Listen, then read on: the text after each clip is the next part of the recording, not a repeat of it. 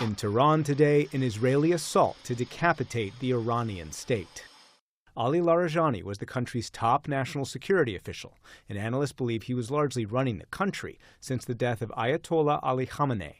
Larijani was responsible for the Ayatollah's succession plan, oversaw the recent nuclear negotiations with the U.S., was the main conduit for decades for Iran's allies, China and Russia.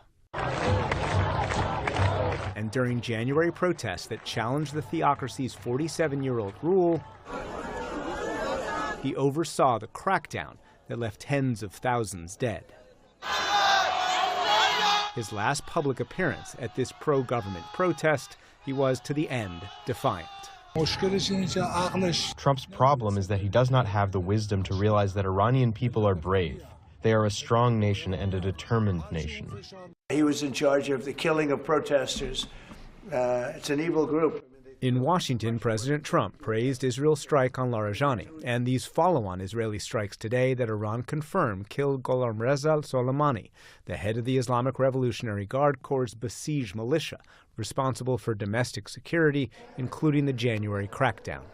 Israeli Prime Minister Benjamin Netanyahu called the strikes a path to regime change. We are undermining this regime in the hope of giving the Iranian people an opportunity to remove it. Netanyahu also suggested that Israeli jets will soon help defend the U.S.'s Gulf allies from Iranian attacks.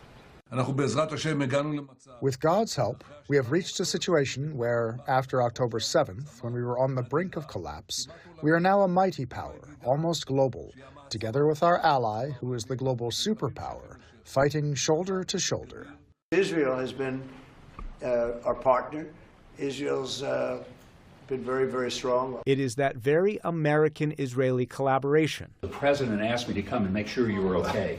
Celebrated today in a social media video of Netanyahu with American Ambassador Mike Huckabee, and crescendoing in this joint U.S.-Israeli war in Iran that came under attack today by National Counterterrorist Center Director Joe Kent. He publicly resigned in protest, writing to President Trump directly, saying, quote, "Early in this administration, high-ranking Israeli officials and influential members of the American media deployed a misinformation campaign that wholly undermined your America First platform and sowed pro-war sentiments to encourage a war with Iran.